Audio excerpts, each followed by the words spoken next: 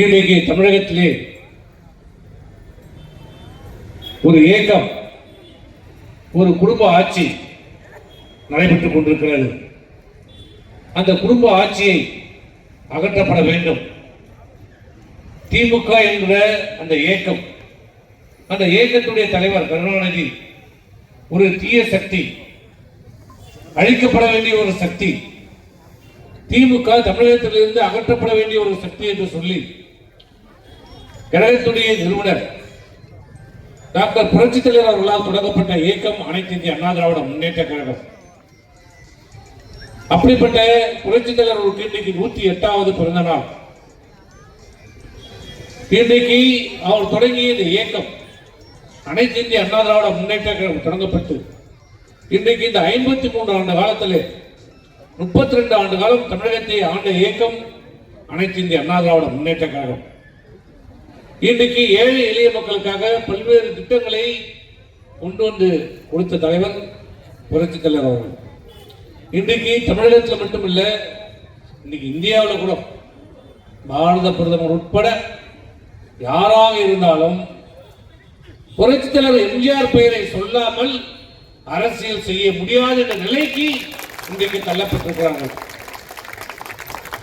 இந்த உலகத்தை விட்டு மறைந்து இத்தனை ஆண்டு காலம் ஆன பிறகு இன்றும் தமிழக மக்களிடத்திலே ஒரு சக்தி வாய்ந்த ஒரு தலைவராக இருக்கின்ற ஒரே தலைவர் புரட்சித் தலைவர் எம்ஜிஆர் மட்டும்தான்.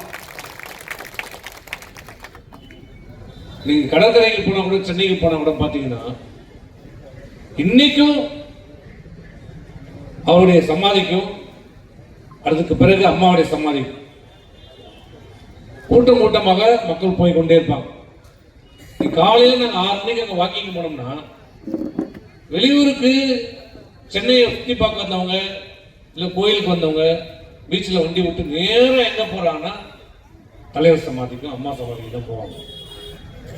அங்கே பக்கத்துலேயே ஒன்று இருக்கும், நாய் கூட போவாதாங்க.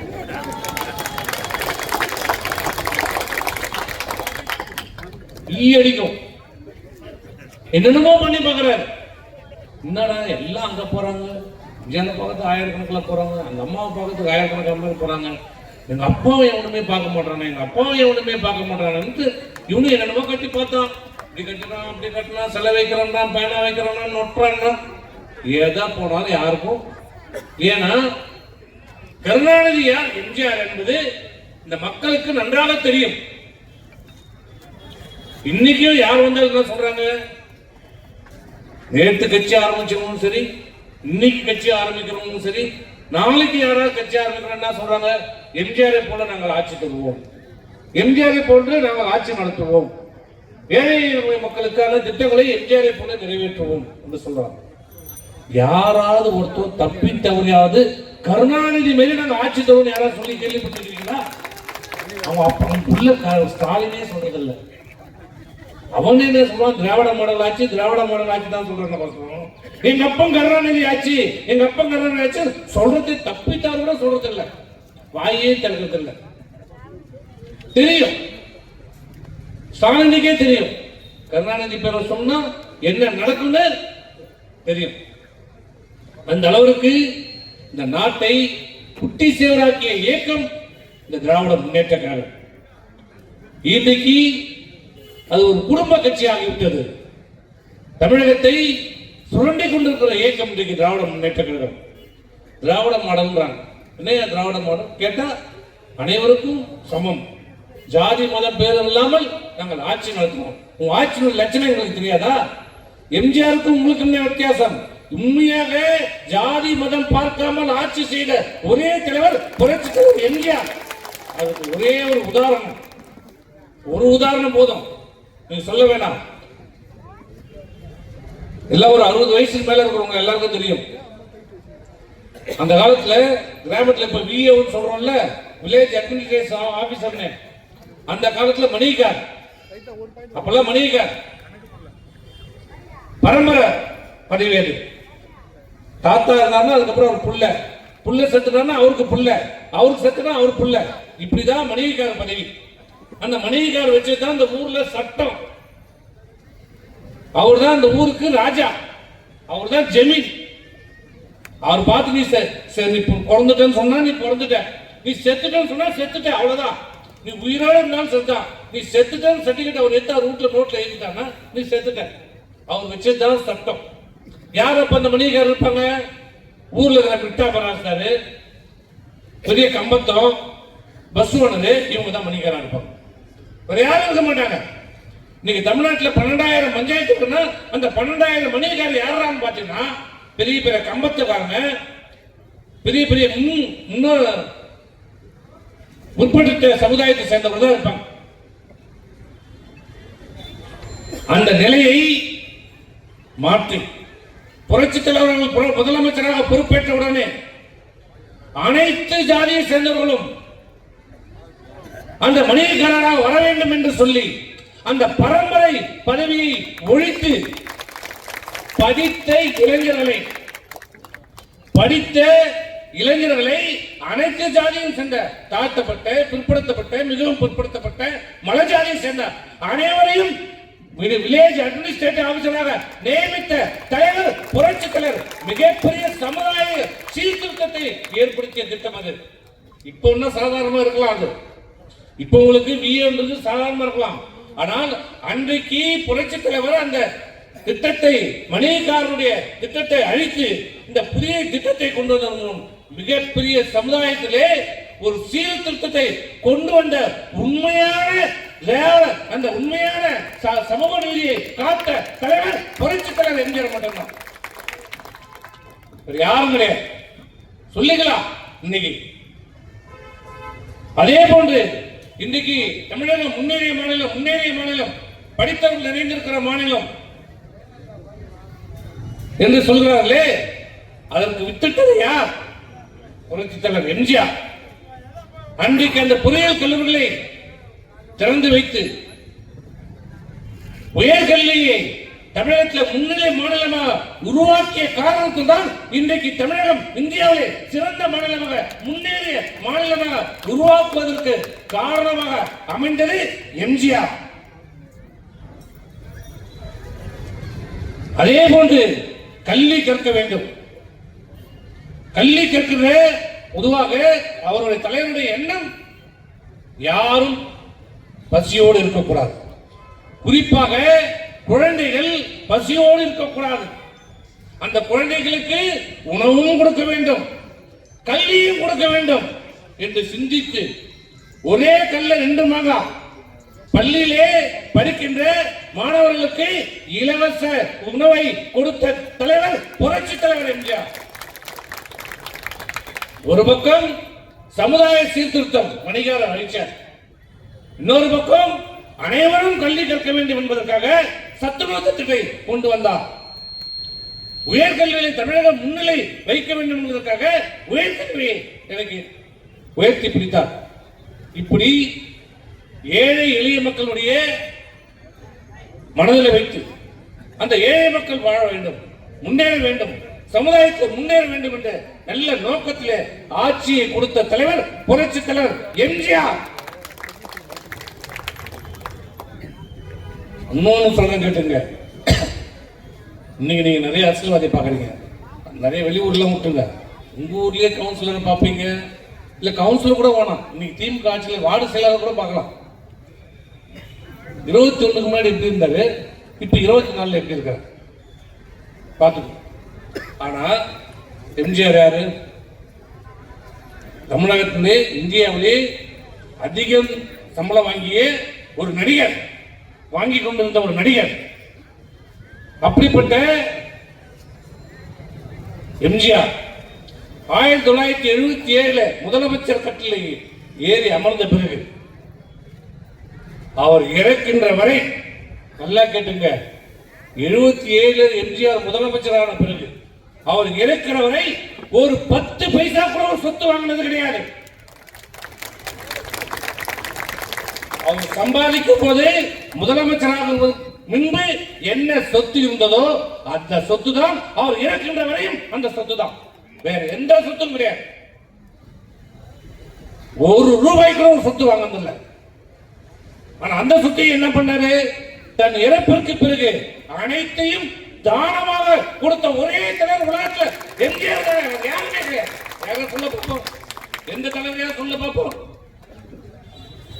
அவர் இருந்த வீட்டை, குடியிருந்த வீட்டை, ராமாவரம் தோட்டத்தை, ராமாவரம் தோட்டம் தெரியாதவங்களே இல்ல. அந்த ராமாவரம் தோட்டத்தை என்ன பண்ணாங்க? இன்னைக்கு என்ன இருக்குது ராமாவரம் தோட்டம்? காது கேளாதவர்கள், வாய் பேசாதவர்களுக்கு பள்ளியை ஆரம்பித்து அந்த பள்ளிக்கு தானமாக கொடுத்திருக்கிறார். அந்த பள்ளி அங்க நடக்குது. ராமாவரம் எம்ஜிஆர் வாழ்ந்த வீட்டுல இன்னைக்கு காது கேளாதவர், வாய் பேசாதவருடைய பள்ளி இன்னைக்கு நடைபெற்றுக் கொண்டிருக்கிறது. பள்ளி, மேல்நிலை பள்ளி நடைபெற்றுக் கொண்டிருக்கிறது. அந்த வீட்டில் ஜானகியம்மாள் உயிரோடு இருக்கிற வரை இருந்து கொள்ளலாம், அவ்வளவுதான். இதுக்கு உரிமை தான் கொடுத்தார். சத்யா ஸ்டுடியோ, அதையும் இன்னைக்கு அந்த சத்யா ஸ்டுடியோ அவர் யாருக்காக ஜானகியம்மா கொடுத்தாரா? இல்ல அவங்க சொந்தக்கார வளர்ப்பு பிள்ளைக்கு அப்புக்கு கொடுத்தாரா? யாருக்கு கொடுத்தார்?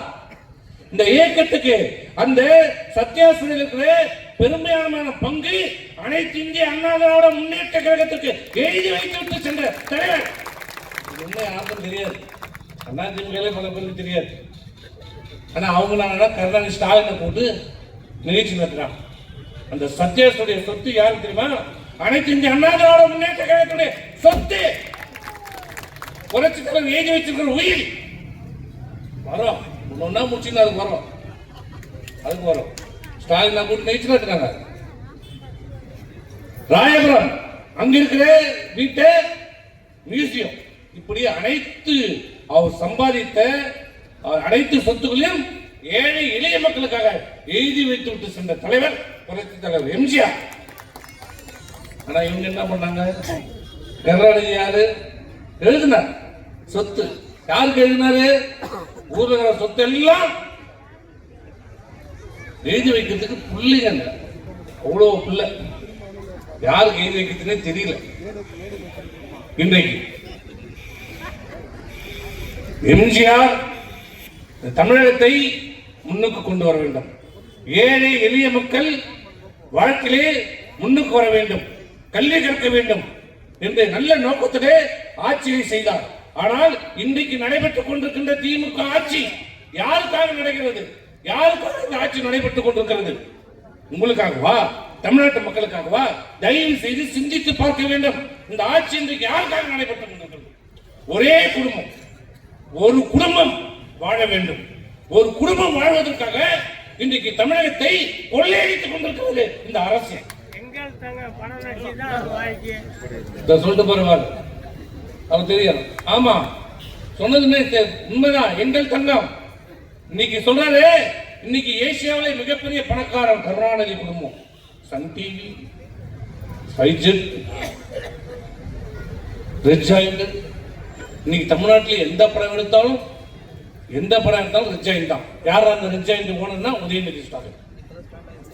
கமலஹாசன் ஆகட்டும், ரஜினிகாந்த் ஆகட்டும், அஜித் குமார் ஆகட்டும், விஜய் ஆகட்டும், யார் நடித்த படமா இருந்தாலும் உதயநிதி அனுமதி அளித்தால்தான்.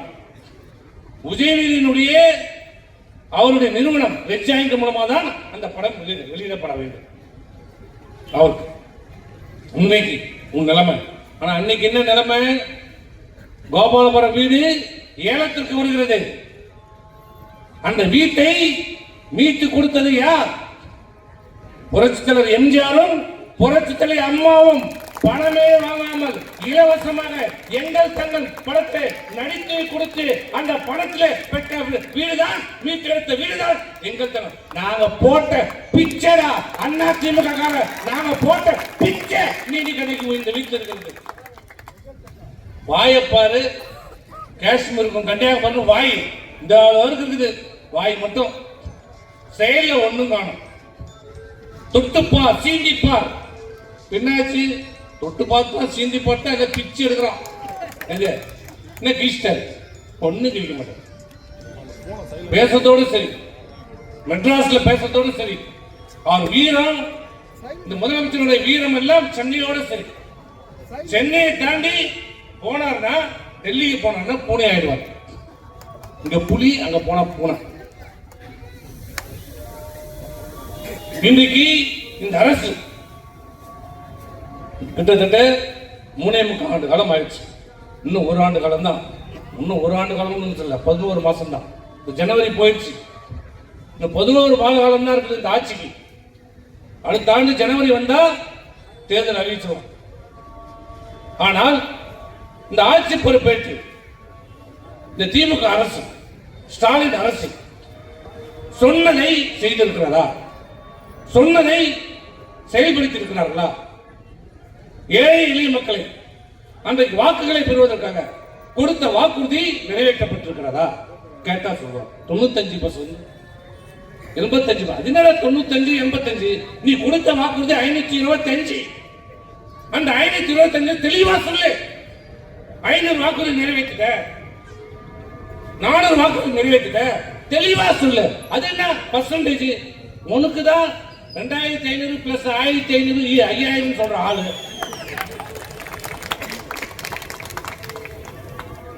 2500 பிளஸ் 1500 நான் சொன்ன அந்த 5000 கொடுத்துருங்க. ஏன் கொடுக்க கூடாதா? யாரு இப்படிப்பட்ட முதலமைச்சரை நாம் பெற்றிருக்கிறோம். இந்த 3 ஆண்டு காலத்தில் என்ன செய்திருக்கிறார்கள்? தயவு செய்து சிந்தித்து பார்க்கணும். 1000 ரூபாய் கொடுத்துட்டா போதுமா? மக்களுடைய வாழ்க்கையை முன்னேறிடுமா? வாழ்க்கை தரம் முன்னேறிடுமா? உங்க பிள்ளைகள் எல்லாம் கல்வி கட்டுருவாங்களா? என்னாச்சு? கல்வி கடன் ரத்துன்னு சொன்னேன், ரத்து பண்ணீங்களா? எது முக்கியம்? உங்க பிள்ளைகளை உயர்கல்வி படிக்கப்பட வேண்டும், நல்ல வேலை வாய்ப்பு கிடைக்க வேண்டும். அப்படி படிக்க வைக்க வேண்டும் என்றால் படிப்பதற்கு தேவையான கல்வி கடன் வேண்டும். அந்த பெற்ற கல்வி கடனை ரத்து செய்வதாக சொல்லி ஏமாற்றி வாக்குகளை பெற்ற இந்த ஸ்டாலின் அந்த கல்வி கடனை இதுவரை ரத்து செய்திருக்கிறாரா? அந்த பிள்ளைகள் படிப்பதற்கு நன்றாக படிக்க வேண்டும், சிறந்த மாணவர்களாக வர வேண்டும். உலகத்திலே பல்வேறு நாடுகளுக்கு சென்று பணியாற்றுவதற்கு தகுதியான ஒரு மாணவனாய் உருவாக்கப்பட வேண்டும் என்றால் அந்த மாணவனுக்கு தேவையான அனைத்து அடிப்படை வசதிகளும் செய்து கொடுக்கப்பட வேண்டும். அதை மாண்புமிகு அம்மாவும் உணர்ந்து காலில் போட்டுக்கிற செருப்பில் இருந்து லேப்டாப் வரைக்கும் வழங்கிய ஒரே தலைவர் புரட்சி தலைவர் அம்மா. கொடுத்தமா இல்லையா? தேர்தல் நேரத்தில் சொன்னமா? தேர்தல் நேரத்தில் சொல்ல, ஆட்சி நிர்வாகத்தில் இருந்து அமர்ந்த பிறகு இந்த தமிழ்நாட்டுடைய ஏழை எளிய மாணவர்கள் முன்னேற வேண்டும், படிக்க வேண்டும், நல்ல வேலை வாய்ப்பு பெற வேண்டும் என்பதற்காக அந்த படிப்பதற்கு தேவையான பாடப்புத்தகங்கள், நோட்டு, பென்சில், காலுக்கு போட்டு செருப்பு, 4 சீருடை. அதை விட முக்கியம், இந்திய காலகட்டத்திலே கணினி இல்லாமல் சிறந்த மாணவனாக உருவாக முடியாது என்பதை தெரிந்த படித்த அறிவுள்ள ஒரு முதலமைச்சராக இருந்தார். உன்னை போன்று 2500 பிளஸ் 1500 5000 சொன்ன முதலமைச்சராக இல்லாத ஒரு சிறந்த முதலமைச்சர், படித்த ஒரு முதலமைச்சராக இருந்த காரணத்தால், அந்த படிப்பை என்னுடைய அருமை தெரிந்த காரணத்தால் அந்த மாணவர்களுக்கு லேப்டாப்பை கொடுத்த உலகத்திலே முதல் அரசியல் தலைவர் முதலமைச்சர் அம்மா. அமெரிக்காவில் கூட கிடையாது. அமெரிக்காவில் இருந்தா அங்க நம்ம வாங்கி கொடுத்தோம். இன்னைக்கு எல்லாம் வந்துருச்சு. அன்னைக்கு 2011 முதலாக அந்த லேப்டாப்பை கொடுக்கும் போது ஒரு லேப்டாப்பினுடைய விலை 37,000 ரூபாய். காசு கொடுத்தாலும் லேப்டாப் அன்னைக்கு இல்ல, கிடைக்காது. இன்னைக்கு குறைஞ்சிருக்குது, 18,000 22,000 வந்துருக்குது. அன்னைக்கு இல்ல அந்த லேப்டாப். அதை பார்த்து பல பேர் கொடுத்தான். யூபியில் அகிலேஷ் யாதவ் கொடுத்தார். இவ்வளவுக்கும் அகிலேஷ் வெளிநாட்டிலேயே படித்து, வெளிநாட்டிலேயே பிறந்து, அங்கேயே படிச்சு, அங்கேயே இருந்து அவங்க அப்பா இருந்ததுக்கு அப்புறம் அவங்க அப்பா முதல்ல குதித்து முதலமைச்சர் ஆனார் அகிலேஷ். லேப்டாப் கொடுத்தார் அம்மாவை பார்த்து. 1 வருஷம் தான் கொடுத்தார், அதுக்கு மேல என்னால் கொடுக்க முடியாது. கொடுக்கல. மோடி சொன்னார் 2014 முதல் பிரதம மந்திரி ஆகும்போது நான் மாணவர்களுக்கெல்லாம் டேப் தருவேன். அப்ப சின்னதா லேப்டாப்போட சின்னது டேப் தருவேன். கொடுத்தாரா? எத்தனை பஸ்ல பள்ளிக்கு மத்திய அரசாங்கம் கொடுக்குது டேப்? எங்கேயும் கொடுக்கல. ஆனால் 2011 இருந்து அம்மா மறைகின்ற வரை, அம்மாவின் மறைவிற்கு பிறகு அம்மாவுடைய ஆட்சியை மிக சிறப்பாக வழிநடத்திய ஆட்சி நடத்திய எடப்பாடியார் அவர்களும் 10 ஆண்டு காலம் அந்த லேப்டாப்பை 52 லட்சம் லேப்டாப் மாணவர்களுக்கும் லேப்டாப் கொடுத்த அரசு அம்மாவுடைய அரசு. கொடுத்தமா இல்லையா? நீ என்ன பண்ண? கொடுத்தியா? வாயை தந்து இல்லைன்னு சொல்றது கூட வக்கில்ல, சொல்றதுக்கு துப்பு இல்லை இந்த அரசுக்கு. இன்னி வரைக்கும் சொல்லல கொடுப்பேன் கொடுக்க மாட்டேன். போச்சு. 4 வருஷம் முடிஞ்சு போச்சு. 5வது பட்ஜெட்டும் போட்டாங்க. எது கடைசி இந்த ஆட்சியுடைய கடைசி பட்ஜெட்டும் போட்டாச்சு. இனிமேட்டு உங்களுக்கு எல்லாருக்கும் அல்வா தான். முடிஞ்சு போச்சு. ஏன் கொடுக்கல? ஏன் லேப்டாப் தரல? இந்த 1000 ரூபாய் வாங்கி என்ன பண்றது? 1000 ரூபாய் வாங்கினா 2 சினிமா பார்த்தா முடிஞ்சு போச்சு. இப்பதான் சினிமா டிக்கெட் வெப் ஜாயின் பண்ண டிக்கெட் 1000 ரூபாய் விற்கிறாங்க. ஒரு டிக்கெட் 1000 ரூபாய் கொடுத்தா அவனே 1000 ரூபாய் வாங்கிக்கிறான், இல்ல டாஸ்மார்க்ல வாங்கிக்கிறான். அப்புறம் அதே லேப்டாப் இருந்தா அந்த மாணவனுக்கு கல்வி படிப்பதற்கு எவ்வளவு அவசியமாக இருந்திருக்கும். அதை தயவு செய்து உணர்ந்தீங்களா? அனைத்து இந்திய அண்ணா திராவிட முன்னேற்ற கழகம் கொடுக்கிற திட்டங்கள் எல்லாம் எம்ஜிஆர் ஆகட்டும், அம்மா ஆகட்டும், நீங்க எல்லா திட்டத்தையும் சிந்திச்சு பாருங்க. அந்த திட்டத்தின் மூலம் அந்த மக்களுக்கு பயன் அடைஞ்சிருப்பாங்க. அந்த குடும்பத்துல யாராவது ஒருத்தர் பயன் அடைஞ்சிருப்பாங்க, முன்னேறி இருப்பாங்க, வாழ்க்கை தரம் உயர்ந்திருக்கும். மத்திய சத்துணவு திட்டம், மானிய மகளிர் ஒழிப்பு திட்டம், உயர்கல்வியிலே பொறியியல் கல்லூரிகளை திறந்து விட்டு அனைத்து பொறியியல்களையும் மாணவர்கள் படிப்பதற்கு வேலைவாய்ப்பை ஏற்படுத்தி கொடுத்தது. அதே போன்று அம்மா அவர்கள் தொட்டில் குழந்தை திட்டம், அந்த பெண் குழந்தைகளை காப்பாற்றியது. இன்னைக்கு என்ன நிலைமை? அந்த தொட்டில் குழந்தை திட்டம் என்ன ஆச்சு? குப்பை தொட்டில கிடையாது பெண் குழந்தை, நாய் தூக்கின்னு போயிருக்கு. இது நம்மளா சொல்லல, பத்திரிகையில படிக்கிறோம். பத்திரிகையில வந்த செய்தி தான். என்ன ஆச்சு? அந்த தொட்டில் குழந்தை திட்டத்தை சிறப்பாக செயல்படுத்தியிருந்தால் அந்த பிஞ்சு குழந்தைகளை காப்பாற்றிருக்கலாம். இளம் பெண்களை இன்னைக்கு மகளிர் போலீஸ் எல்லாம் இருக்கிறாங்க, ஜம்மன் மிடுக்கா போறாங்க. அது யார் கொண்டு வந்தது? உலகத்திலே மகளிர் போலீஸை கொண்டு வந்த ஒரே தலைவர் புரட்சி தலைவர் எம்ஜிஆர் அம்மா. அதை பார்த்துதான் பாகிஸ்தான்ல கொண்டாடணும். பாகிஸ்தானுடைய பிரதமர் அன்றைக்கு இந்த மேனேஜர் போட்டோ மாண்புக அம்மாவை பாராட்டினாங்க. அன்னைக்கு மகளிர் காவலர் கொண்டாந்தது பார்த்து லேப்டாப் கொடுத்தோம். ஏழை குடும்பத்தில் இருக்கிற மிக்சி கிரைண்டர் கொடுத்தோம். ஏழை எளிய மக்கள் வசதி உள்ளவர்கள் கிடைக்கின்ற வசதிகளும் வாய்ப்புகளும் ஏழை மக்களுக்கும் கிடைக்க வேண்டும் என்பதற்காக மின்விசிறி, லேப்டாப், அந்த லேப்டாப், அந்த அனைத்தையும் கொடுத்த தலைவர் புரட்சியாளர் அம்மா அவர்கள். இவங்க என்ன கொடுத்தாங்க? தாலிக்கு தங்கம். யாரே கொடுப்போம்? சொந்த அண்ணன் தம்பி தங்க பண்றான். இன்னைக்கு கொடுப்பானா? நீ வீட்டுக்குள்ள வந்தா பின்பக்கம் தந்து ஓடிடுவோம். அண்ணன் வேற எங்க காசு கேட்க போகுது, எங்க நகை கேட்க போகுது, அடமானத்துக்கு எங்க கேட்க போகுதுன்னு பின்னாடி ஓடுவோம். ஆனா மாண்புமிகு அம்மா அவர்கள் திருமணமாகாத, தாலி வாங்குவதற்கு வழி இல்லாமல் திருமணமாக இருக்கிற முதுகண்ணி அந்த பெண்கள் திருமணம் ஆக வேண்டும் என்பதற்காக நல்ல நோக்கத்துல அரை பவுன் சொன்னாங்க. பிறகு இறப்பதுக்கு முன்பாக 1 பவுனை கொடுத்து அந்த திட்டத்தை நிறைவேற்றி விட்டுதான் இந்த உலகத்தை விட்டு மறைந்தாங்க. அம்மா கொடுத்தாங்களா இல்லையா? அம்மா படித்திருந்தால் 50,000 ரூபாய் கொடுத்தமா இல்லையா? எதுக்கு? அந்த பெண்கள் படிக்கணும், ஊக்கப்படுத்துவதற்காக 50,000 கொடுத்தா. சும்மா தூக்கி கொடுக்கல 50,000 ரூபாய். 50,000 ரூபாய் கிடைக்கிறதுக்கு அப்படியாவது அந்த பெண்கள் படிக்கட்டும், டிகிரி படிக்கட்டும், மேல படிக்கட்டும், வேலைக்கு போட்டோம். ஒரு பெண் படித்தால் அந்த குடும்பமே வாழும். ஒரு ஆண் படித்தா அவன் மட்டும் தான் வாழும். ஒரு பெண் படித்தா அந்த குடும்பமே வாழும். நல்ல நோக்கத்துல அம்மா கொண்டு வந்த எல்லா திட்டத்தையும் பாருங்க. எல்லா திட்டத்திலும் ஒரு பின்னாடி ஒரு மாற்றம் இருக்கும், ஒரு உயர்வு இருக்கும், ஒரு நன்மை இருக்கும். திமுக காரன் கொடுத்த திட்டம் பாருங்க. கலர் டிவி கொடுத்தான் கர்நாடகா. கலர் டிவில என்ன வாழ்ந்துட்டீங்களா? நல்ல மாநாடு மயிலாடு தான் பார்த்துங்க. அவன் கொண்டாடி இவன் வீட்டுன்னு போட்டான், இவன் கொண்டாடி அவன் வீட்டுன்னு போட்டான். அன்னைக்கு ஆரம்பிச்சுதான் இன்னி வரைக்கும் முடியல. அன்னைக்கு ஆரம்பிச்சு வச்சான் கலர் டிவியை கொடுத்து 3000 கோடி ரூபாய் கலர் டிவியை கொடுத்துட்டு கிட்டத்தட்ட அந்த 5 வருஷத்துல 20,000 கோடி ரூபாய்க்கு அந்த கேபிள் கனெக்ஷன்ல பணத்தை வச்சுட்டாங்க. இதுதான் விஞ்ஞான ரீதியில கொடுத்தது. அதுதான் சர்க்காரிய கமிஷன் சொல்றாங்க. உலகத்திலே ஊழல் செய்வதிலே, விஞ்ஞான ரீதியாக ஊழல் செய்வதிலே திமுக விட்டால் அடித்துக் கொள்வதற்கு ஆளே இல்லை. கலர் டிவியை கொடுத்துட்டு அந்த பக்கம் எஸ்சி டிவி யாரா நடத்தானா இவன் மாமா மச்சான், யாரான மாமனா மச்சான் ஒன்றும் புரிய மாட்டுது. எவன் மாமன், எவன் மச்சான், எவன் போன ஒன்றும் புரிய மாட்டுது. அவன் அந்த தயாராஜி அவன் வச்சிருந்தான் கேபிள் டிவி. அப்ப கேபிள் டிவி வேலை 110 ரூபாய் 150 ரூபாய் கேபிள் கனெக்ஷன். 5 வருஷத்துக்கு என்னாச்சு கணக்கு போட்டுங்க. எப்படி போச்சு பாரு. உன் வீட்டு பணத்தை எடுத்து உன் பாக்கெட்ல கையை விட்டு உன் பணத்தை எடுத்து உனக்கே டிவி வாங்கி கொடுத்துட்டு உங்ககிட்ட இருந்து பணம் வாங்கிக்கலாம். அப்படிப்பட்டாங்க. எப்படி இருப்பாங்க? சர்க்கார் கமிஷன் என்ன சொன்னாங்க? அரிசி மூட்டை, இது சக்கரை மூட்டை, சக்கரை ஊழல். அல்ல கேட்கிறேன், கருணாநிதி கேள்வி கேட்கிறேன். சரி, சக்கரை எல்லாம் என்ன ஆச்சு? சக்கரை எல்லாம் எறும்பு சாப்பிடுச்சு. நீதிபதி கேட்கிற, இந்த சக்கரை மூட்டை எல்லாம் என்ன ஆச்சு? உலகம் சக்கரை மூட்டை காணாம போயிருக்குது, அதெல்லாம் எலி சாப்பிடுச்சு. சரி, உள்ள இருந்த சர்க்கரை தான் எலி சாப்பிடுச்சு, எறும்பு சாப்பிடுச்சு. அந்த சக்கரை பையில என்ன ஆச்சுன்னா அதெல்லாம் கரையான் சாப்பிடுச்சு. எப்படிப்பட்டாலும் இப்படிப்பட்டவங்க திமுக. நிலத்துல பயிர் இருக்கும், மலாட்ட பயிர் மேல இருக்கும், செடி இருக்கும்.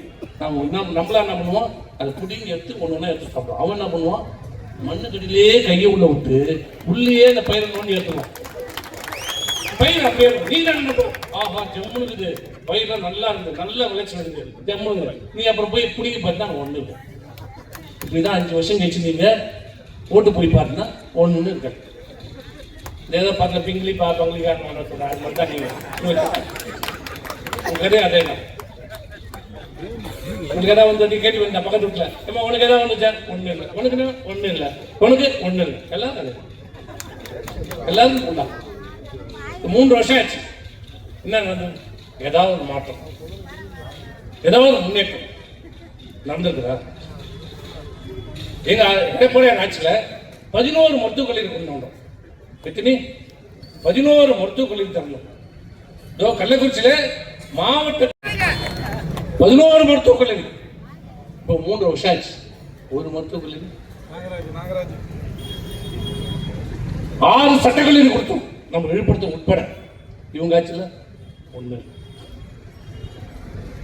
கலை அறிவியல் கல்லூரி தரணும், 67 கல்லூரி தரணும். மூவாட்சிலத்தையும் தரல, ஒண்ணு இல்லை, எந்த முன்னேற்றமும் இல்லை. சரி, தமிழ்நாட்டை விட்டுங்க, இந்த விழுப்புரத்தில் தானே இருக்கிறீங்க எல்லாரும். இந்த விழுப்புரத்தை இந்த 3.5 வருஷத்துல என்ன வளர்ச்சி அடைஞ்சிருக்கு? தயவு செய்து சொல்லுங்க. யார் வளர்ந்துருக்கிறாங்க? நீங்க நல்லா இருக்கீங்களா? சந்தோஷமா இருக்கீங்களா? உங்க விலைவாசி எல்லாம் குறைஞ்சிச்சா? உங்க பிரச்சனை எல்லாம் தீர்ந்து போச்சா? முதல்ல ரவுடிசம் குறைஞ்சிச்சா இந்த விழுப்புரத்துல? சாராயமும் கஞ்சாவும் குறைஞ்சிச்சா? கஞ்சா இல்லாத ஊர் இல்ல, கஞ்சா இல்லாத தெரு இல்ல. நாட்டுல எது கிடைக்குதோ, சோறு கிடைக்குதோ இல்லையோ, அரிசி கிடைக்குதோ இல்லையோ, கஞ்சா கஞ்சா கஞ்சா, எங்க பார்த்தாலும் கஞ்சா கிடைக்குது. இதெல்லாம் என்ன ஆகுது? கஞ்சா போதையில குற்றங்கள் அதிகரிக்கிறது, கொலைகள் அதிகரிக்கிறது, கற்பழிப்பு அதிகரிக்கிறது. முன்னெல்லாம் என்ன நடக்கும்? கற்பழிப்பு அங்க ஒண்ணு இங்க ஒண்ணு நடக்கும், இல்லைன்னா சொல்ல. எங்க ஆட்சியில இருக்கும், அங்க ஒண்ணு இங்க ஒண்ணு நடக்கும். ஆனா இங்க பின் ஆட்சியில் என்ன நடக்குது? கூட்டு கற்பழிப்பு. 5 பேர் கற்பழிக்கிறான், 10 பேர் கற்பழிக்கிறான். 5 வயசு சிறுமியை விட மாட்டானுங்க,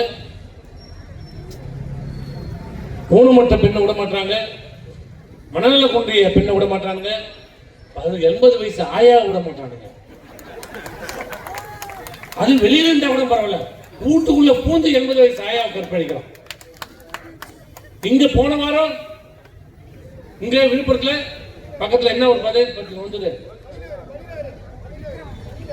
விழுப்புரம் பக்கத்துல நிலத்துக்கு சென்ற அந்த மூதாட்டியை போலீஸ் என்ன சொல்லுது? காதல போட்டுக்கிற கம்மலுக்காக, காதல போட்டாங்க, காதல போட்ட கம்மலுக்காக கொலை பண்ணிட்டாங்க. அப்புறம் கீழே மட்டும் சைட்ல ஒரே ஒரு பாலியல் தொல்லை இருக்கலாமோ என்று சந்தேகப்படுறது. ஏன் அப்படி போடுறாங்க? பாவம் போலீஸ் நிலைமை என்ன? அவங்க என்ன பண்றது?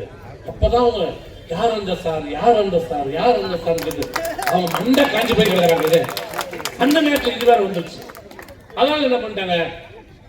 காதுல போட்டு கம்மலுக்காக பிச்சைக்காரன் பண்ண என்ன பண்ணுவான்? அவனே ஒரு பிச்சைக்காரன். காதுல போட்டுக்கிற கம்மலுக்காக அந்த மூதாட்டி கொலை செய்யப்பட்டதாக அப்படின்னு சொல்லப்படுகிறது. ஆனால் உண்மையின் நிலைமை இல்லை, தீர விசாரிக்கப்பட வேண்டும். விக்கிரவாண்டியிலே 5 வயது சிறுமி பள்ளியிலே அந்த செப்டி டேங்க்ல விழுந்து இறந்ததாக சொல்லுகிறார்கள். இப்போது சந்தேகம் கிளப்புகிறார்கள். நான் என்ன கேட்கிறேன், அந்த பள்ளி முழுக்க முழுக்க மிகப்பெரிய பள்ளி, நல்லா கட்டியிருக்கிறாங்க, எல்லாம் நல்லா கான்கிரீட்டா கட்டியிருக்காங்க. ஆனா செப்டி டேங்க் மட்டும் தகுடு போட்டு மூடிருக்காங்களா? என்ன யாரை ஏமாற்றுங்க? வேக வேகமாக அந்த வழக்கு முடிக்கப்படுகிறது. பொதுவா ஒரு பிட் பாக்கெட் அடிக்கிறவங்க வந்து 75 கேஸ்ல இருந்து 302 கொலை வழக்கில் இருந்து கைது பண்ணா நீதிபதி கொண்டு போய் அரெஸ்ட் காட்டினாங்கன்னா 14 நாள் பண்ணுவாங்க. இதுதான் நான் 35 வருஷம் ஆச்சு நான் வக்கீல் தொழிலுக்கு வந்து 35 வருஷம் ஆச்சு. நான் கேள்விப்பட்டு இதுவரை ஒரு கைதியை ரிமாண்ட் பண்ணாங்கன்னா 14 நாள் கொடுப்பாங்க. ஆனா இதுதான் அதிசயத்திலும் அதிசயம், நீங்க பார்த்துடாத அதிசயம், இந்த திராவிட மாற்றினுடைய அதிசயம். 7 நாளோ 8 நாளோ தான் ரிமாண்ட் கொடுக்குறாங்க. 7 நாள். அந்த சம்பந்தப்பட்ட கைது செய்யப்பட்டவர்கள் என்ன நீ சிறைக்கு போனாங்களா? இல்ல. 5 வயது சிறுமி இறந்திருக்கிறாங்க. கைது செய்யப்பட்டவர்கள் சொகுசாக மருத்துவமனையில அனுமதிக்கப்படுகிறார்கள். 10வது நாள் எல்லாம் பெயில விட்டாங்க. இதுதான் திராவிட மாடல் ஆட்சி. ஆனா அதுவே ஒரு பத்திரிகை நிருபராக இருந்தால் இந்த ஆட்சிக்கு எதிராக இந்த ஆட்சி செய்கிற தவறுகளை சுட்டிக்காட்டினார், பேசினார், அவர் மீது வழக்கு, கைது, சிறையில் அடைப்பு, தொடர்ச்சியாக 20 வழக்குகள் மேல் தொடர்ச்சியாக போடப்படுகிறது. சவுக்கு சங்கர் இன்னைக்கு தான் பெயில வந்தார்.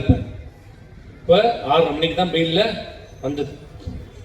ஏற்கனவே அவரை கைது செய்து சென்னை உயர்நீதிமன்றம் அவர் மீது குண்டர் சட்டம் பாய்கிறது. சென்னை உயர்நீதிமன்றம் அந்த குண்டர் சட்டத்தை ரத்து செய்கிறது. இது தவறு. இந்த அரசு உடைய போக்கு தவறு. ஆனால் அதை எதிர்த்து உச்சநீதிமன்றம் சொல்கிறது. உடனடியாக 2வது குண்டர் சட்டம் பாய்கிறது. உச்சநீதிமன்றம் கடுமையாக இந்த அரசை, தமிழக அரசை கண்டனம் செய்து சவுக்கு சங்கரை உடனடியாக விடுதலை செய்கிறது. இப்போது மீண்டும் இந்த அளவுக்கு உச்ச நீதிமன்றம் வரைக்கும் போய் அவமானப்பட்டு கேவலப்பட்டு சீரைந்து சிக்கைந்த இந்த காவல்துறைக்கு இன்னமும் வரல, ஞானம் வரல. இப்போது மீண்டும் கைது செய்யப்பட்டிருக்கிறார். பேசுவதாக அவதூறாக பேசிவிட்டார். நீதிமன்றத்துக்கு செல்ல வேண்டும் என்று அந்த ரிமாண்ட் செய்யப்படுகிறார், விடுதலை ஆகிறார். உடனடியாக இன்னொரு வழக்கில் கைது செய்யப்படுகிறார். ஜாமீன் மறுக்கப்படுகிறது. நீதிமன்றம், உயர் நீதிமன்றத்தில் வரும்போது நீதிபதி கேட்கிறார், இது ஒரு பாசிச அரசு நடவடிக்கை. நாம சொன்னா கேஸ் போடுவார், ரெக்கார்ட் பண்ணி நிற்கிறார், கேஸ் போடுவார். நான் சொல்ல, உயர் நீதிமன்ற நீதிபதி சொல்லுகிறார், இந்த நடவடிக்கை ஒரு பாசிச அரசுடைய நடவடிக்கை என்று. இப்போது விடுதலை செய்யப்படுகிறார். இந்த ஆட்சியில் யாருக்கும் பாதுகாப்பு இல்லை, பேச்சு சுதந்திரம் இல்லை, ஜனநாயக உரிமை இல்லை, மறுக்கப்படுகிறது. இந்த ஆட்சிக்கு எதிராக கருத்துக்களை சொல்வதற்கு உரிமை இல்லை, போராடுவதற்கு உரிமை இல்லை, போராடுவதற்கு அனுமதி இல்லை.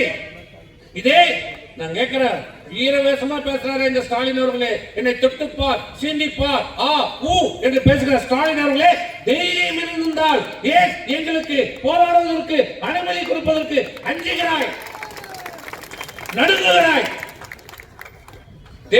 என்னுடைய எடப்பாடி அவர் ஆட்சியிலே 4.5 ஆண்டு கால ஆட்சியிலே 35,000 போராட்டம், 1-2 இல்ல, 35,000 போராட்டங்களை நடந்த ஆட்சி அனைத்து இந்திய அண்ணா திராவிட முன்னேற்ற ஆட்சியில. யாரையா தத்துமா? யாராலும் நடத்தலாம், அது அவருடைய உரிமை, ஜனநாயக உரிமை நடத்தணும். இந்த விழுப்புரத்தில் என்ன நடக்குது இந்த 3 வருஷத்துல? எங்க மீட்டிங் போட்டோம், அங்க அது என்னது பெரிய சிலை ரயில்வே ஸ்டேஷன்ல போட்டோம், பெரியார் சிலையில போட்டோம், பழைய பஸ் ஸ்டாண்ட்ல போட்டோம், கல்யாண தேட்டர்ல போட்டோம். இப்ப என்ன ஆச்சு தெரியல, அத சீப்பை மறைச்சிட்டா கல்யாணம் நின்றுவோம். யாருக்கு? ஸ்டாலின். அது எங்களெல்லாம் மறைச்சிட்டா மக்கள் மத்தியில அதிமுக காரங்களை மறைச்சிடணும். மக்கள் மத்தியில் அவங்க போராடுறதோ பொதுக்கூட்டம் பேசுறதோ தெரியக்கூடாது. ரயில்வே ஸ்டேஷன்ல இல்ல அனுமதி இல்லை, இப்ப பெரியார் சிலையில அனுமதி இல்லை, புதிய பழைய பஸ் ஸ்டாண்ட்ல அனுமதி இல்லை, கல்யாண தேட்டர்ல அனுமதி இல்லை. எங்க கொடுக்குறாங்க தெரியுமா? அங்க புதிய பஸ் ஸ்டாண்ட் பக்கத்துல யாருமே பார்க்காத. அதுல இப்ப போன வாரம் என்ன சொல்றாங்க, நீங்க உள்ள போய் பண்ணுங்க. எதுக்கு? நான் எங்க மூஞ்சியை நாங்களே பார்த்துக்கிட்டா? தமிழ்நாட்டில் இந்த விழுப்புரம் மாவட்ட காவல்துறையுடைய அராஜகம் போல வேற எங்கேயுமே இல்லை.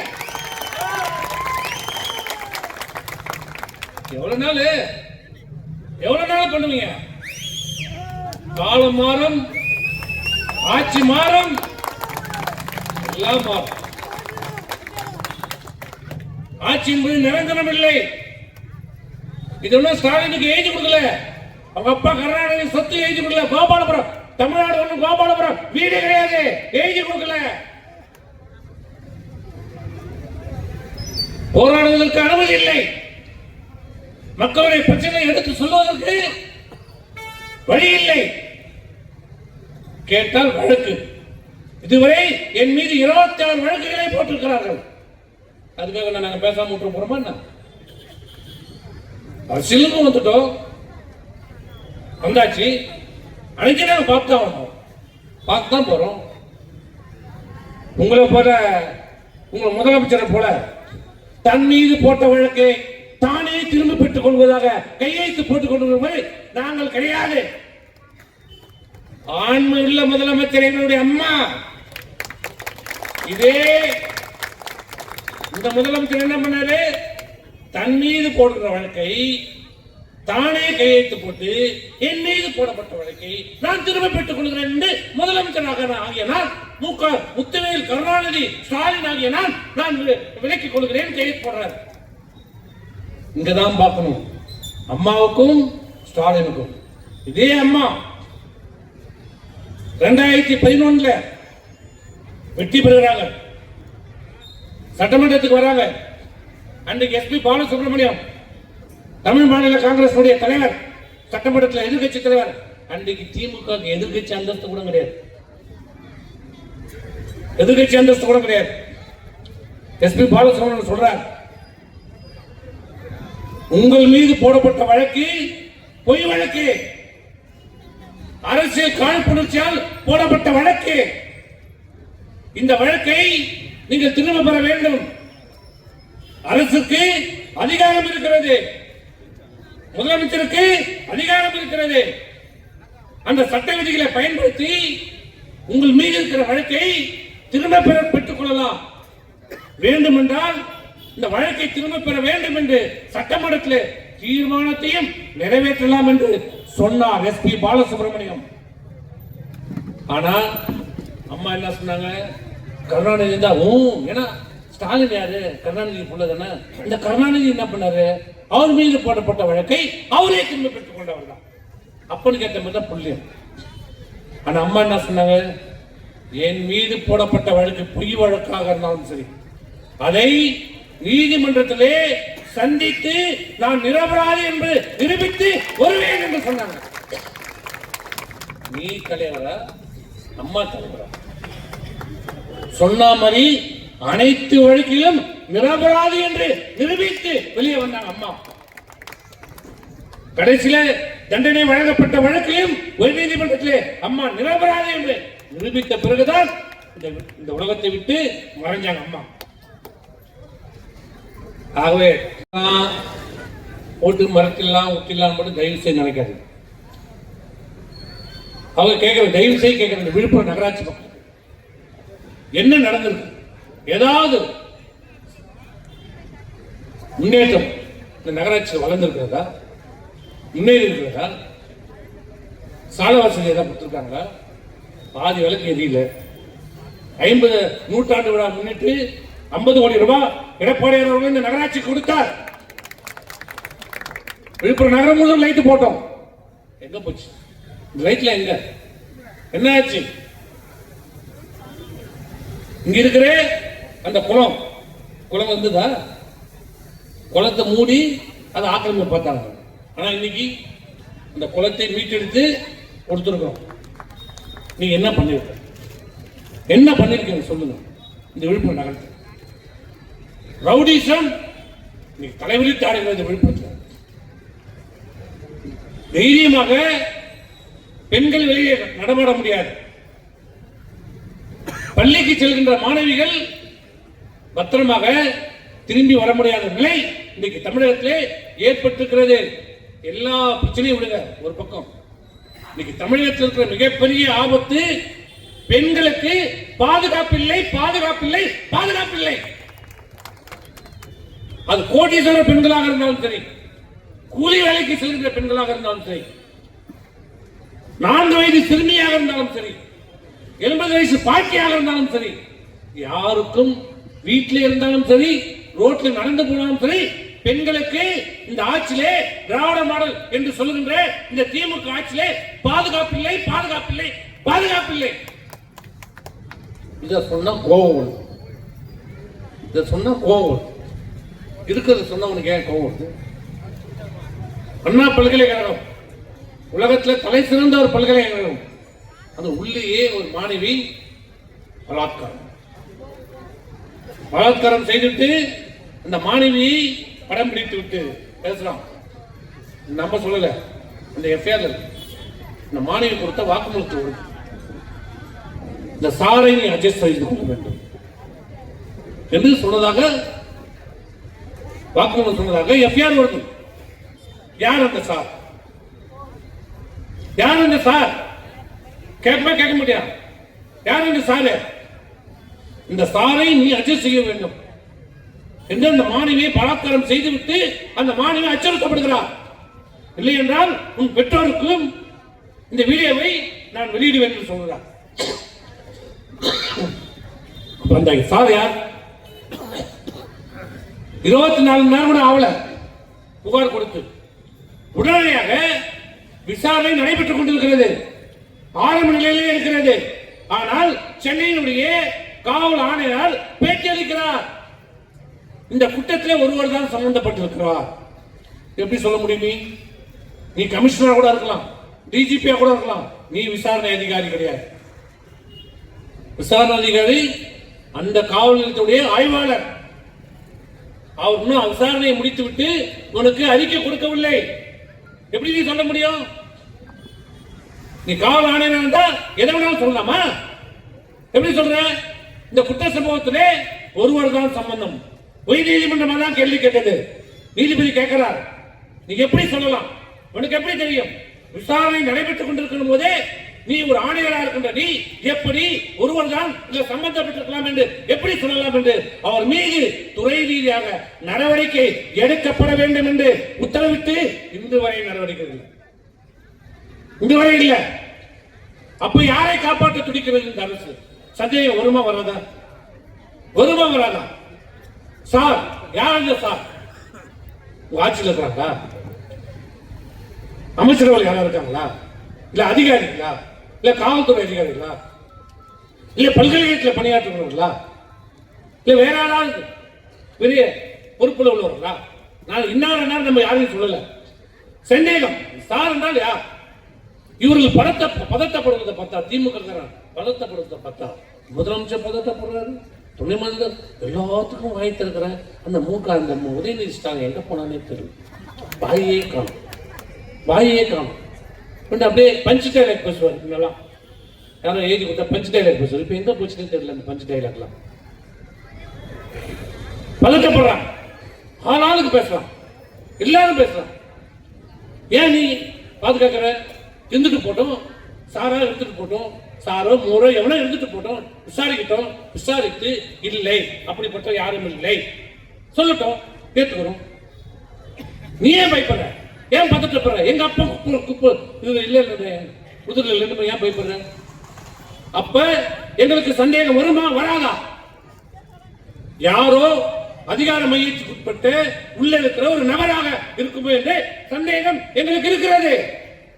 அதனால் யார் அந்த சார் என்று கேட்கிறோம். முதல்ல என்ன சொன்ன, அவர் திமுகவே இல்லை. அவன் வீட்டுல போய் உட்காந்து மாசுபிரமணியம் பிரியாணி சொல்றான். லெக் பீஸா சாப்பிடும். லெக் பீஸ் சாப்பிடாம ஓட முடியும். வீட்டுல உட்காந்து பிரியாணி சாப்பிடுறான். கேட்டா அவன் திமுக யாருக்குமே தெரியாது, சம்பந்தமே இல்லையா. சொல்லி சொல்லி பார்த்தாங்க எடுப்பட. அப்புறமா சொல்றாரு, சட்டமன்றத்தில் முதலமைச்சர் சொல்றாரு, அவர் திமுகவுடைய அனுதாபிங்க.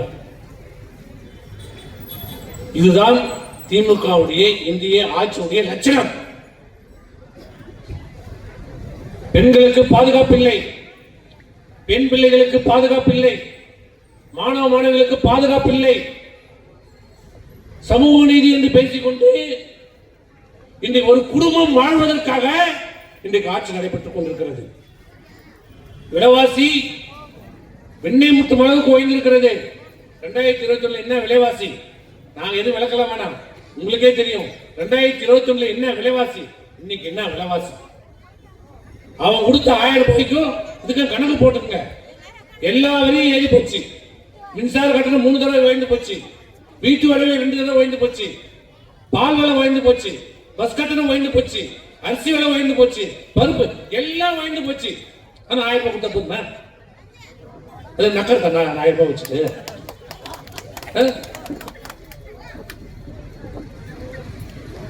அந்த 1000 ரூபாய் டாஸ்மார்க்கே பத்தல வீட்டுக்காரனுக்கு. இப்படி கொடுக்குற பேர் கொடுத்து டாஸ்மார்க்ல வாங்கிக்கிறாங்க. என்ன பண்றது இந்த அரசு? இதெல்லாம் திசை திருப்ப. இதெல்லாம் கேட்டா சம்பந்தம் இல்லாத ஒன்று சொல்றோம், வேற ஏதாவது பேசி திசை திருப்போம்.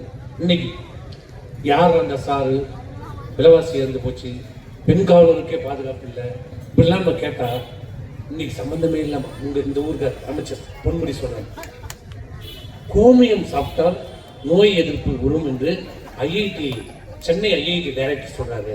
அது தப்பு. இது மூட நம்பிக்கை. இது ரொம்ப அவசியம். நம்ம முதியோர் காலத்துல இருந்து நம்ம குழந்தை போடுறதுல இருந்து அவன் மனுஷன் மூத்திரத்தையே குடிக்கிறான். சிரிப்பு இல்ல, மொராய் தேசா சாட்டாலே சிரிப்பதுக்கு சொல்லல. மொராய் தேசா சொன்னா மனித சாப்பிட்டால் உடல் நலனுக்கு நோய் எதிர்ப்புக்கு அவர் சொன்னார். நான் சாப்பிட்டு கொண்டு வரேன் அவர் சொல்லியிருக்காரு மொராய் தேசாய். இதுமே புதுசாக கண்டுபிடிச்சாங்க. பொன்முடி இன்னைக்கு தான் கண்டுபிடிச்சிக்கிறாங்க கோமியம் சாப்பிட்டதை பத்தி. இது காலகாலமா நமக்கு எல்லாம் தெரியும். நம்ம விசேஷத்துல வீட்டுல கோயில போனா அந்த மாட்டு கோமிட்டை எங்க கோயில பார்த்தோம்னா மாட்டு கோமிட்டு நம்மளுக்கு வச்சு எதுக்கு போடுவோம். பண்ணுமா பண்ண மாட்டோமா? பண்ணிருக்கலாமா இல்லையா? இன்னும் பொன்முடி தான் நீ புதுசா கண்டுபிடிச்சிக்கிற கோமியம் சாப்பிடுவது மூடத்தனம். இது தேவையா? எனக்கு தசகப்படுது மக்களை தசகப்படுவது. அதுக்கு ஒரு 4 டிவி இருக்கிறாங்க. உடனே அதுக்கு இன்னொரு 4 பேர் இன்னொரு விவாதம் ஓடிட்டு மணி 8, 9 தானே தந்தி டிவியில ஓடும், உயர்த்தல ஓடும். 4 பேர் கோமியம் சாப்பிட்டா வருமா? எப்படி காலையில சாப்பிடலாமா கோமியம், இந்த சாயந்தரம் சாப்பிட்டா கோமியம் வருமா, இந்த கோமியம் சாப்பிட்டா உடனே பேதி ஆகுமா? இவங்க பேசுவாங்க. இது இல்ல, இந்த கோமியத்தை சுட வச்சு சாப்பிடணும், அப்படியே சாப்பிடக்கூடாது. இவங்க இதுக்கு ஒரு 4 பேர், அதுக்கு ஒரு 4 பேர் இருக்கிறான். ஊர்ல 4 பேர் சொல்லுவாங்க பாரு, அந்த 4 பேர் தான் அவங்க. இந்த டிவியில டெய்லி பார்க்க பாரு, ஊருக்கு 4 பேர் இருந்தா போதுங்க. அந்த 4 பேர் அவங்க தான். 4 பேர் அவங்க தான். 4 விதமா பேசுவானுங்க. இன்னைக்கு ஒண்ணு பேசுவான், இன்னைக்கு பேசுறது நாளைக்கு மாத்தி அப்படியே பேசுவான். இதுதான் இந்த அரசு பணத்தை நம்பிக்கொண்டு, ஊடகங்களை நம்பிக்கொண்டு இந்த ஆட்சியை நடத்தி விடலாம் என்று நினைத்துக் கொண்டிருக்கிறார். ஆக மக்கள் தெளிவாகிறார்கள், தெளிவாயிட்டாங்க. இந்த ஆட்சியின் மீது கடுமையான அதிருப்தியில் இருக்கிறார். இந்த அரசு என்ன செய்வது திக்கு தெரியாமல் செய்து கொண்டிருக்கிறது. என்ன செய்யணும்னே தெரியல. அவங்க 5 பட்ஜெட் போட்டாங்க, 5 முடிஞ்சு போச்சு. இந்த ஆட்சியுடைய நிறைவு முடிஞ்சு போச்சு. என்ன நன்மை? ஏதாவது ஒரு நன்மை தயவு செய்து நீங்க போய் சிந்தித்து தூங்கும் போது நினைச்சு பார்த்து இந்த 1000 ரூபாய் கொடுத்துருக்காங்க. இதை தவிர்த்து இந்த ஆட்சியில நமக்கு என்ன நடந்திருக்கு? என்ன நன்மை நடந்திருக்குது, என்ன நம்ம வாழ்க்கை முன்னேறி இருக்கிறது, என்ன நம்ம ஊர் முன்னேறி இருக்கிறது, நம்ம பிள்ளைகளுக்கு என்ன செய்திருக்கிறாங்க, படிப்பதற்கு என்ன வாய்ப்பு கொடுத்திருக்கிறாங்க, அதை தயவு செய்து சிந்தித்து பார்க்க வேண்டிய நேரம் நெருங்கி இருக்கிறது. தேர்தல் விரைவிலே வர இருக்கிறது. ஆக இப்படிப்பட்ட திராவிட மாடல் என்று சொல்லிக்கொண்டு ஒரு குடும்பத்திற்காக, கோபாலபுரம் குடும்பம் மட்டுமே வாழ வேண்டும் என்பதற்காக இன்றைக்கு குடும்ப ஆட்சி நடத்தி கொண்டார். ஸ்டாலினும் கருணாநிதி, ஸ்டாலினும் உதயநிதி, இன்பநிதி. என்ன வெக்கமா இல்ல, அசிங்கமா இருக்கு. அரசியலே விட்டு போயிடலாம், கேவலமா இருக்கு. இன்னும் திருந்தவே இல்லை, திருந்தவே இல்லை. அக்கம் பக்கம் நாட்டில் நடக்கிறத பார்த்து இன்னும் கூட இந்த ஸ்டாலின் திருந்தது. கனவு அதான் கனவுலகத்திலே இருக்கிறார், மதத்திலே இருக்கிறார். இலங்கையில் என்ன நடந்தது, இலங்கையில என்ன நடந்தது? குடும்ப ஆட்சி இலங்கையில ராஜபக்ச அண்ணன் நம்பி புள்ள எல்லாம் அதுல 50 மந்திரி 25 மந்திரி அவன் குடும்பம் தான். இலங்கை முழுவதும் அந்த குடும்ப ஆட்சி. என்ன ஆட்சி? அவன் குடியிருந்த வீடு அரண்மனைக்குள்ளே பூந்து அடித்து விரட்டப்பட்டார்கள். இன்றைக்கு ராஜபக்ஷ. பங்களாதேஷ்ல என்ன நடந்தது? ஷேக் ஹசீனா இன்றைக்கு குடும்ப ஆட்சி. எதிர்கட்சியே இருக்கக்கூடாது. எதிர்கட்சி தலைவர் முன்னாள் பிரதமரை 8 ஆண்டு காலம் சிறையில் அடைத்து வைத்திருந்தார்கள். 2 தேர்தலில் எதிர்கட்சியே இல்லாமல் வெற்றி பெற்றாங்க. இன்னைக்கு என்னாச்சு? நாட்டை விட்டு வெளியேற்றப்பட்டு, சொந்த நாட்டை விட்டு, வீட்டை விட்டு இன்னைக்கு இந்தியாவில் தஞ்சம், அனாதையாக. சிரியாவில் என்ன நடந்தது? 50 ஆண்டு காலம், 1 இல்ல 2 இல்ல 50 வருஷம் ஆட்சி நடத்தின குடும்ப ஆட்சி. சிரியாவில் ஒரே குடும்பம், ரசாத் குடும்பம் 50 ஆண்டு காலம் சிரியாவை ஆண்ட அந்த அரசர், அந்த மன்னர், அந்த பிரதம மந்திரி இன்றைக்கு அடித்து விரட்டப்பட்டு ரஷ்யாவிலே அகதியாக இன்றைக்கு தங்கம் கொடுத்திருக்கிறார். இதெல்லாம் பார்த்து கூடமா ஸ்டாலின் உனக்கு புரியல? மக்கள் அமைதியா தான் இருப்பாங்க, எரிமலை அமைதியா தான் இருக்கும், அமைதியா இருக்கும். வெடிச்சுதுன்னு வச்சுக்கோ, புஷ்பமாயிடும், குடும்பமே புஷ்பமாயிடும். அது ஒரு காலம் வரும். தமிழகத்திலே இந்த குடும்ப ஆட்சிக்கு எதிரான ஒரு மிகப்பெரிய ஒரு போராட்டம் வரும் வரும். எல்லாரையும் எல்லா நேரத்திலும் ஏமாற்ற முடியாது, ஏமாற்றிக் கொண்டிருக்க முடியாது. ஆகவே வருகை தந்திருக்கின்ற விழுப்புரம் பெரியவர்களே, தாய்மார்களே, மிக விரைவிலே வந்திருக்கிறது. இந்த ஆட்சியினுடைய அவலங்களை, ஏறி இருக்கிற விலைவாசி, சட்டம் ஒழுங்கு சீரழிவு, பெண்களுக்கு பாதுகாப்பு இல்லாத நிலை, இதெல்லாம் மாற்றப்பட வேண்டும் என்றால், அகற்றப்பட வேண்டும் என்றால், உண்மையான சமத்துவ ஆட்சி, அனைத்து மதத்திலும் அனைவரும் சமம் என்ற நிலையை உருவாக்கப்பட வேண்டும் என்றால், சமமான ஒரு நியாயமான மக்களுக்கான ஒரு ஆட்சி உருவாக்கப்பட வேண்டும் என்றால், அனைத்து இந்திய அண்ணா திராவிட முன்னேற்ற கழகம், எம்ஜிஆருடைய ஆட்சி, அம்மாவுடைய ஆட்சி, எங்களுடைய எடப்பாடியார் தலைமையிலே அமைய வேண்டும். நீங்கள் வாக்களிக்க வேண்டும் வேண்டும் என்று கூறி விடைகிறேன். நன்றி கூறி விடைபெறுகிறேன். நன்றி, வணக்கம்.